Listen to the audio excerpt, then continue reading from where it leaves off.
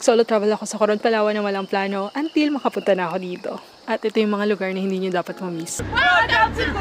Of course, ang diving. Sobrang dami nagkalat ditong shipwrecks during World War II and I can't wait to go back and explore more shipwrecks. Number 2 is Kayangan Lake, which is the cleanest lake in the Philippines. Twin Lagoon, it's a breathtaking spot for swimming, snorkeling, and kayaking. So naglakay lang ako papunta doon. Sobrang linaw talaga ng tubig dito at makikita mo yung mga limestone cliffs around. At pumunta rin ako dito sa Barracuda Lake. Mas ma-appreciate mo siya for diving, lalo na yung sharp temperature na pagbabago dito or yung thermocline. Kapag bumababa ako sa ilalim, sobrang init nung ilalim at kapag umahon na ako, nagbabago bigla yung temperature. So, and I didn't explore other islands but you can book a package for the tour. I highly recommend Siargao ng Travel and Tours. So, kung kailangan nyo ng mga island hopping, just message this person.